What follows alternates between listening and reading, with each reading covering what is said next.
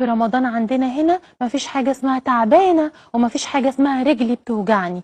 طول ما انت عايشة وبتدب فيكي الروح لازم تشوفي أبو الغضب هياكل ايه النهاردة، أبو الغضب أو أبو النكد أيهما أقرب. ولما جوزك يصحيكي على السحور مفيش حاجة اسمها مش عايزة اتسحر. مش عايزة اتسحر ايه؟ فوقي يا مدام، فوقي يا نجمة يا فنانة، فوقي. هما مصحيينك تعملي لهم السحور أصلا، فاعملي لهم السحور وما تتسحريش انتي. هما مش بيعزموا عليكي يا حبيبتي، هما عايزينك تخدميهم. أنا آسفة إني بقولك كده بس دي الحقيقة. الفترة الجاية في المطبخ هتحمري وتقلي كتير. غيري الزيت يا مدام، غيري الزيت اللي انتي وارثاه عن جدك. الزيت في الطاسة في المقلاة اللي من الحرب العالمية التالتة ما اتغيرش. أو شوفي طريقة لتكرير الزيت من النفط الأسود الخام اللي انتي فيه.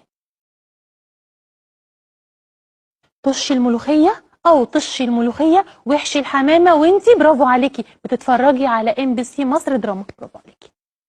وبلاش على الفطار، بلاش على الفطار تاكلي زي الإنسان الأول في بدء الخليقة. كلي بالراحة بدلع بتأني، الأكل مش هيطير. كلي على مهلك. اللقمة وهي نازلة بقك بتقرأ دعاء السفر يا مدام. وانت ليه بتبلع على طول من غير ما تمضغ؟ ما بتمضغش ليه؟ امضغ يا اليخاندرو، امضغ انت كمان على الأكل على السفرة. خلي رمضان يعدي على خير. امضغ الأكل قبل البلع. وأرجوكي بلاش الخيار اللي انت بتخليه كل رمضان وتقولي لنا عليه صغير. هو ده الخيار الصغير؟ ده أكبر مني يا مدام، أطول مني. تخلي لي خيار صح أو ما تخليليهوش، تشتري لنا جاهز. وسؤال كده بعد إذنك صغيرون على استحياء يا كونتيسة تاني، لما بتعملي رز ويشيط منك بتكملي الطبخة ليه؟ ليه بقى ليه؟ ليه؟ ليه يا مدام؟